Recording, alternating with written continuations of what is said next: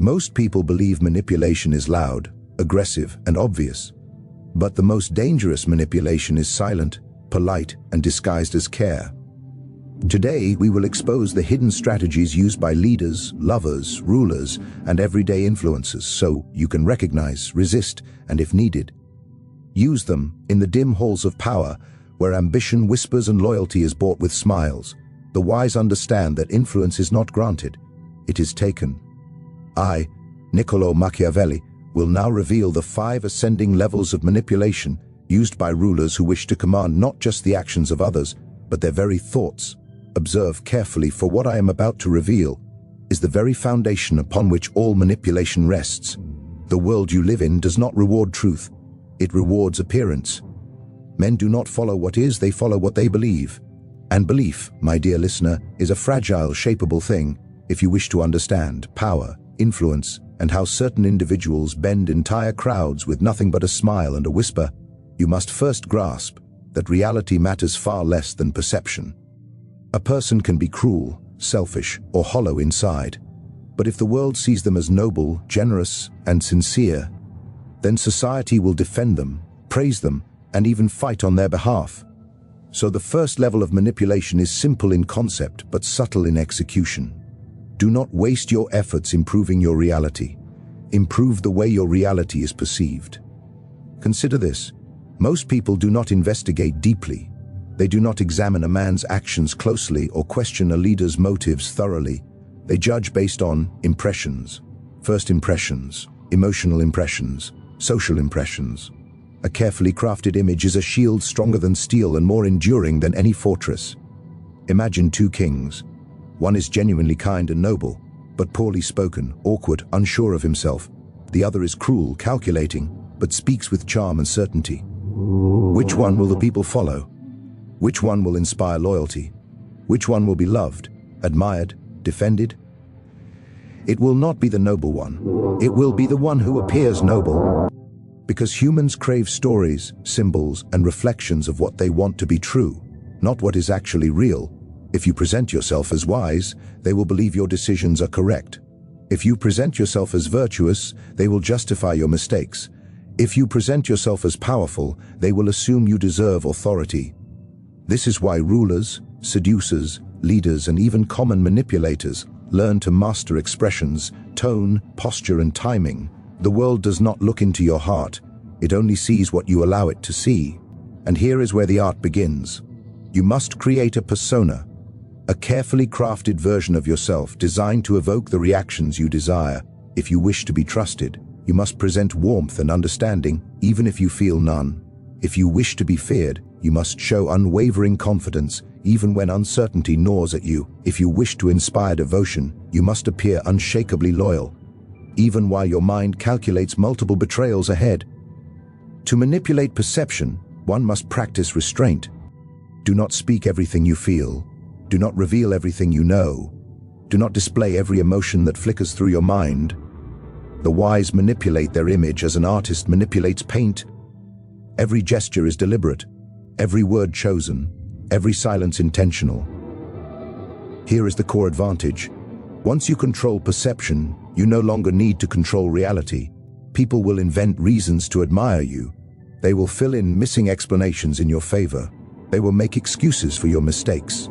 They will argue on your behalf, defend your honor, and silence your critics, all without your request. Why? Because they are not defending you. They are defending the idea of you that you allowed them to believe, and once a person invests emotionally in an illusion, they will fight to protect it, even from the truth. That is the brilliance of this level of manipulation. Others will do the work for you. You must also learn that perception is maintained not by constant effort, but by strategic display. A grand gesture at the right moment will overshadow 100 small failures. A single public act of generosity will erase a history of selfishness. People remember what is loud, visible, dramatic, and emotionally charged. They forget what is quiet, ordinary, and subtle. So choose your moments. Let your greatness be seen only when it benefits you. Let your weakness remain hidden always. And when rumors arise, as they inevitably will, respond not with anger or denial, but with calm confidence. When a person appears unbothered, The world doubts the accusation more than the accused. Now understand one more thing. To control perception, you must also control contrast.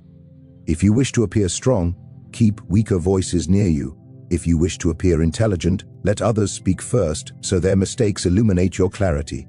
If you wish to be admired, do not hide your achievements. Let them be discovered, whispered about, spoken of by others. What people believe they uncovered themselves is what they trust the most.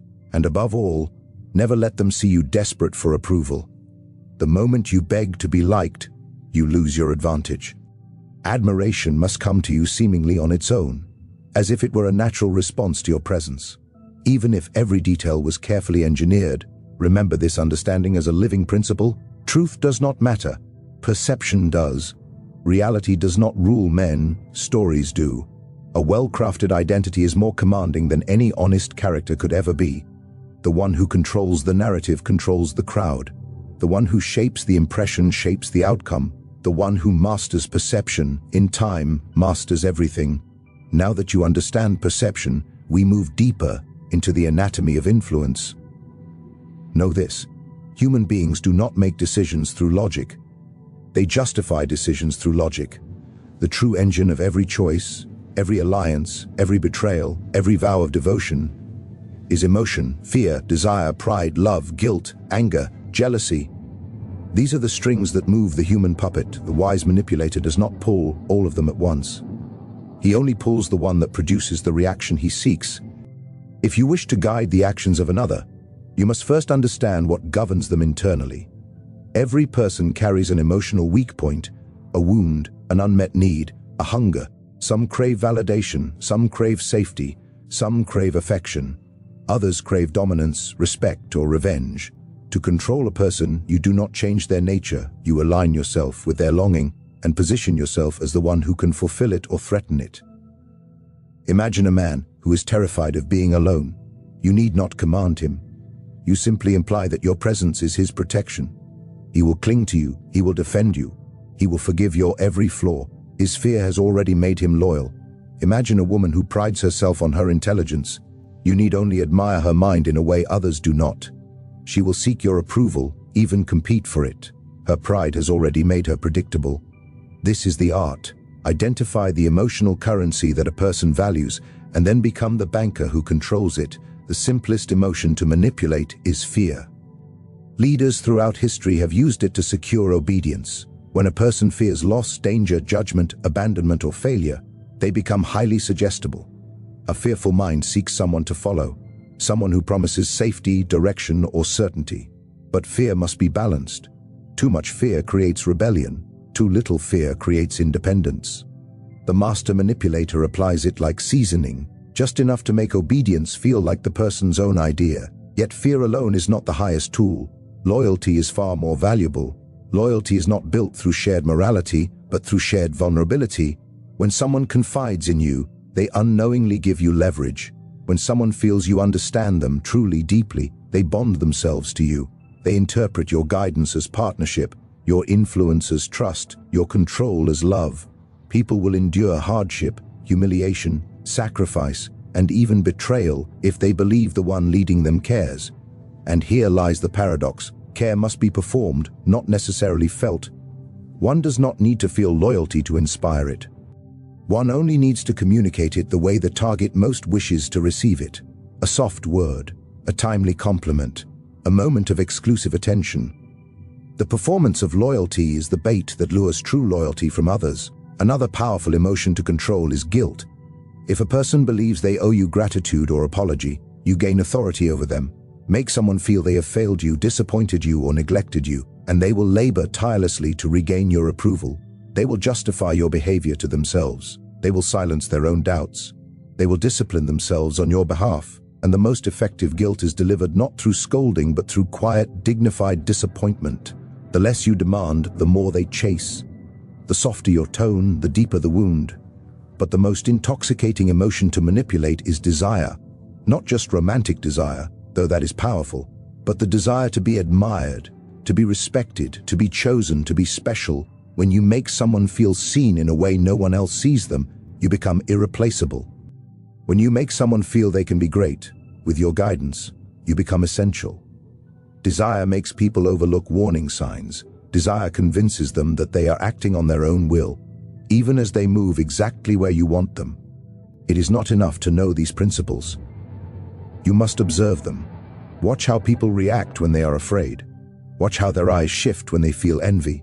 Watch how their tone softens when they feel admired. Do not rely on their words. Rely on their emotional cues. Humans reveal more in silence than in speech.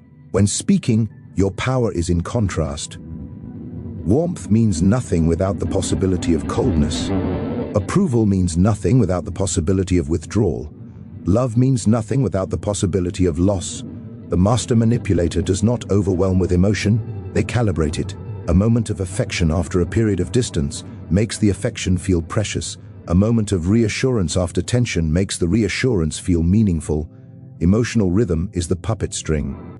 To control others through emotion, you must also control your own. If your temper rules you, then anyone can rule you by provoking it. If your pride can be wounded, anyone can influence you with flattery or insult. If your loneliness drives your choices, you are already a slave. Emotional control is not about being numb. It is about choosing when and how your emotions surface. The one who cannot regulate their emotional expression will always be manipulated by those who can, so study not only others, but yourself. Find your own emotional weaknesses and seal them. Your fears, your desires, your wounds, your ego, these must be understood and contained, or they will betray you. Only then can you move through the world unmoved, steady and deliberate. Only then can you wield emotion as a tool, rather than be controlled by it. Listen closely, for now we enter the more refined territory of manipulation, the territory where words become weapons and silence becomes a shield. Most people speak far too much. They reveal their intentions, their insecurities, their plans, their motives, all in the hope of being understood. But those who wish to hold power must understand the reverse. Influence is not gained by what you reveal. Influence is gained by what you conceal. A ruler, a leader, a manipulator, anyone seeking authority, must learn to control the flow of information with precision. Imagine information as water. If it flows freely, it nourishes everyone. But if you control the tap, you determine who thrives, who weakens, who grows loyal, and who becomes desperate. The one who controls information controls perception, belief, and ultimately, action. Begin with yourself. Never speak your true intentions plainly. A plan declared is a plan exposed, and a plan exposed is a plan vulnerable. Let your ambitions remain wrapped in layers of courtesy, kindness, and casual conversation. Speak as if you have no desires of your own, no strategies forming behind your eyes. The less others suspect your motives, the more freedom you gain to act. And when you do speak, speak with purpose. Every word should move something, an opinion, a doubt, a question, a feeling, but never reveal more than necessary. Give only enough for others to draw conclusions you quietly guide. Let them think they reached their own understanding. People trust conclusions they believe they arrived at independently far more than conclusions handed to them. Now consider the art of strategic silence. Silence is not the absence of speech, it is the presence of restraint. Silence forces others to fill the space with their own fears, hopes, and assumptions. If someone accuses you and you respond with calm silence, the accusation loses power. People will assume you're above it. If someone demands your intentions and you offer thoughtful quiet, they will begin explaining themselves to you instead. Silence shifts who holds control in a conversation. You become the one who is listened to, even when you say nothing. This is why the wise reveal information, slowly, deliberately, always with an awareness of timing. A truth told too early is as dangerous as a lie told too late. If you give someone more knowledge than they are prepared to handle, they may turn it against you. If you hide what should be known, you risk seeming untrustworthy. The balance lies in giving just enough to seem transparent while remaining entirely unreadable. You will also find that people reveal themselves when encouraged gently. Ask questions, not to understand them, but to let them think you do. People speak most openly to those who seem curious. Let them talk, let them share their fears, ambitions, grudges, insecurities. The more they speak, the more they expose the levers by which they can be moved. And you remain the quiet observer, storing every detail, every slip of the tongue, every emotional tremor. There is another principle here. A partial truth is more powerful than a full one. When you share information, let it be accurate, but incomplete. Let your story be believable, but not exhaustive. A partial truth cannot be easily refuted, but it still shapes the narrative in your favor. A half-truth is a blade hidden inside a handshake. For example, when asked why you made a certain decision, provide the reason that sounds noble, logical, and socially acceptable. The real reason, the one rooted in advantage and strategy, remains safely behind your smile. People accept explanations that align with their expectations, not with reality. And when you must lie, do so rarely, for lies require maintenance. Instead, allow others to lie to themselves. Provide them with just enough suggestion that they create the lie in their own mind. A belief someone invents is a belief they will defend. Also recognize that withholding information can be far more influential than sharing it. If a person believes there is something you know that they do not, something important, something hidden, they will become drawn to you.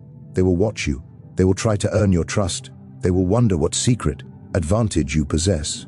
The illusion of knowledge is sometimes more powerful than knowledge itself. You must also practice the art of selective revelation. When you choose to confide in someone, even if what you share is carefully crafted, they will feel special, chosen, trusted, and in return, they will trust you more deeply. To make someone believe they have access to your inner world is to make them loyal to you. Yet all the while, the true core of your thoughts remains untouched, unseen, unspoken. Remember too that rumors are a powerful tool. If you wish to guide public sentiment, you need not make bold statements. Whisper, suggest, let others spread your message for you. A whisper that spreads through many mouths sounds like truth, and because no one knows where it began, no one can accuse you of planting it. Control information, and you control the conversation. Control the conversation, and you control belief. Control belief, and the world bends in your direction. Now we arrive at one of the most elegant and devastating tactics of manipulation, the art of division. Understand this clearly. A unified group is dangerous. When people stand together, when they share trust, loyalty, and common purpose, they become difficult to influence. They can resist, they can question, they can rebel. But once that unity fractures, once suspicion enters their veins, once doubt whispers between them, they are no longer a collective force. They are fragments, and fragmented pieces are easily rearranged. If you wish to weaken any group, whether it be a workplace, a friendship circle, a family, or even a nation, you do not attack from outside, you do not confront directly, you divide from within. Internal destruction is quieter, cleaner, and far more permanent. Begin with the most human vulnerability, insecurity. Everyone carries a subtle fear of being overlooked, replaced, disregarded, or betrayed. If you wish to fracture unity, simply highlight these fears, not with obvious words, not with accusations, but with subtle suggestions, a raised eyebrow at the right moment, a seemingly innocent question. Are you sure they told you everything? Strange how they made that decision without you. You didn't hear? Oh, I thought you knew. No attack, no accusation. Just a seed that grows roots in silence, because suspicion does not require proof. It only requires imagination.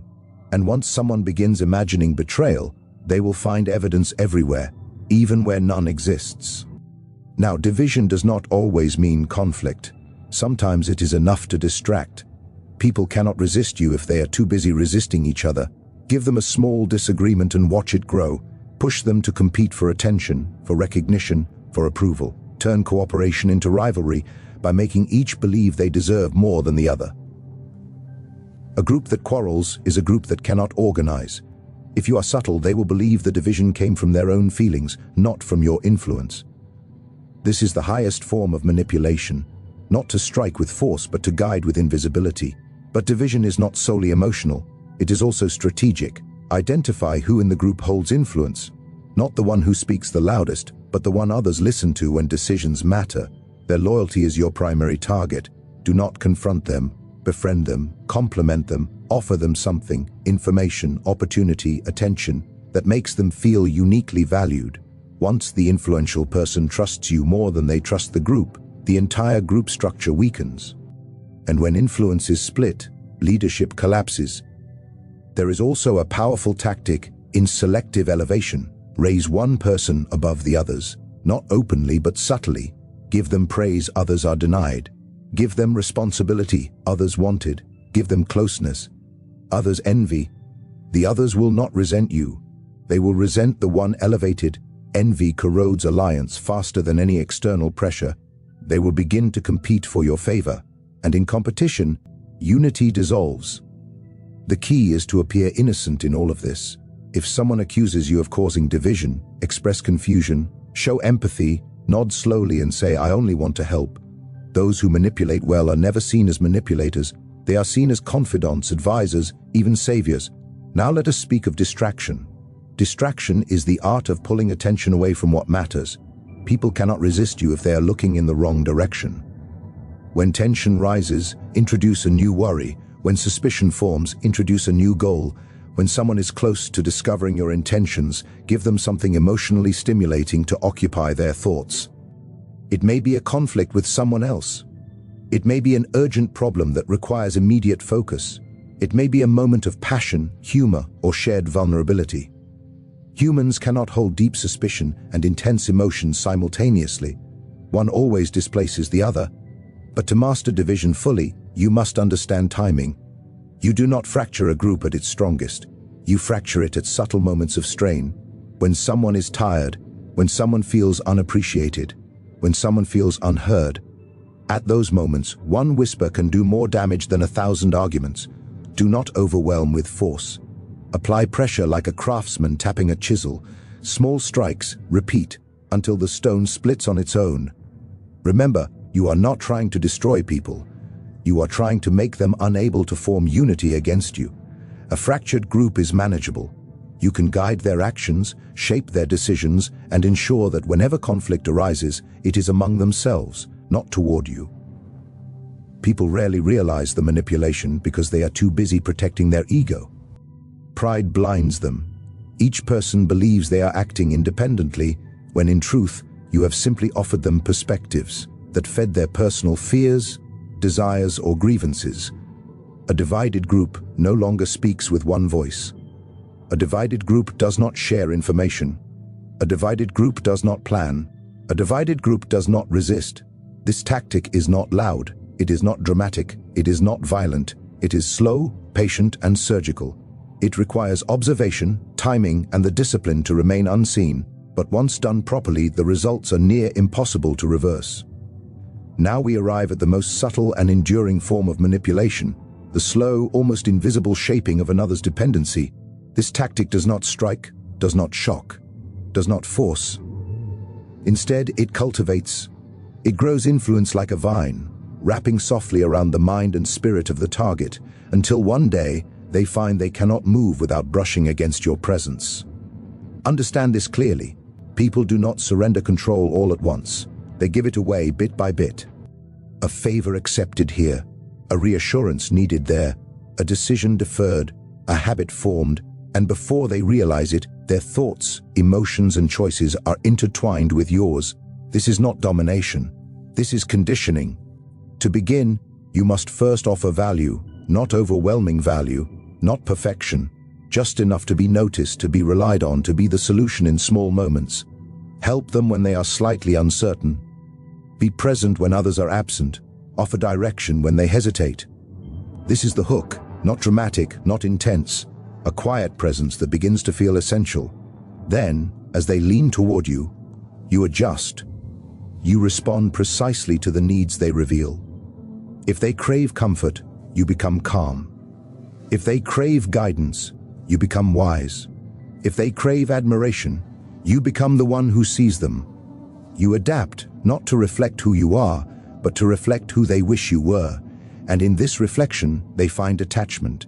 Because people do not fall in love with reality. They fall in love with what feels like salvation.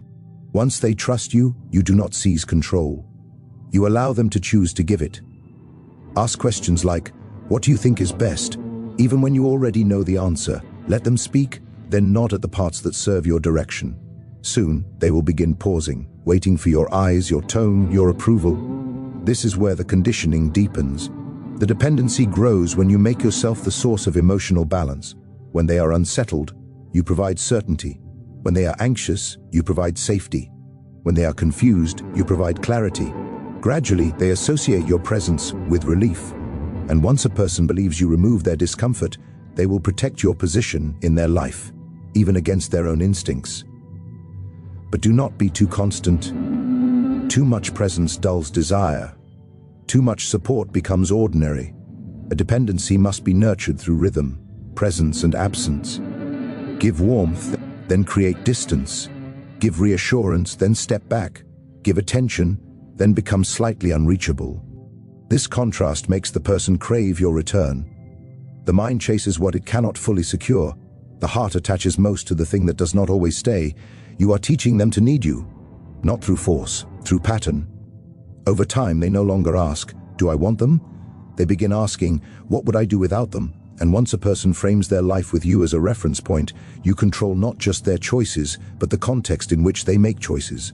Be careful here, not to move too quickly. If you push, they will notice. If they notice, they will resist. The movement must be gradual, incremental, invisible. They must believe they are choosing you freely every step of the way. This is why the greatest manipulators are patient. They are gardeners, not hunters. They cultivate loyalty instead of demanding it.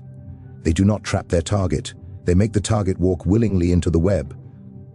Let us understand another layer. Dependency is most effectively reinforced by identity alignment. Show them that your beliefs, your worldview, your values match theirs, or rather, shape yours to mirror theirs. Not fully, just enough to feel familiar, safe, understood. When two minds seem alike, trust forms without effort, and trust is the soil in which dependency blooms. Yet, once dependency forms, you cannot maintain it with only kindness. If someone receives only comfort from you, they will admire you. But if they receive both comfort and the subtle fear of losing that comfort, they will devote themselves to you. This is where the rhythm comes back. It is not cruelty, but unpredictability, a slight shift of tone, a delayed response, a moment of distance, not enough to push them away, just enough to remind them that your presence is not guaranteed. They will work to earn it. The moment someone works to keep you, the power dynamic is sealed, and when they begin shaping their choices, their words, their behavior, around the desire to maintain your approval, they have conditioned themselves. You are no longer exerting influence. They are sustaining it from within. At this point, your control does not require force, persuasion, or even instruction. You guide them simply by existing. They anticipate your reactions. They predict your preferences. They choose in ways that align with what they believe will please you. Their identity bends to remain connected to yours. This is the final form of manipulation, when the person believes that remaining close to you is the same as remaining true to themselves. Here, power becomes effortless, quiet and complete. You have now seen the architecture of manipulation laid bare. You have witnessed how power is not seized with noise or force, but with subtlety, perception, and patience. First, the shaping of how others see you, for appearances govern judgment more than truth. Then, the mastery of emotion, the true language of human decision. Next, the careful control of information, speaking little, revealing less, and guiding understanding through silence. Then, the fracturing of unity, for no opposition can rise if it is too busy tearing itself apart. And finally, the slow conditioning of dependency, where influence deepens not through pressure, but through repeated, deliberate presence and absence. These tactics are not dramatic. They are not violent. They do not announce themselves. They are quiet, strategic, and woven into ordinary interaction with such elegance that those affected cannot trace the strings that guide their choices. Most will never realize they were influenced at all. Power, in its highest form, is invisible. It does not shout, it does not demand. It simply is, accepted as natural, rightful, inevitable. And those who wield it need not force the world to move. They simply stand and the world moves around them.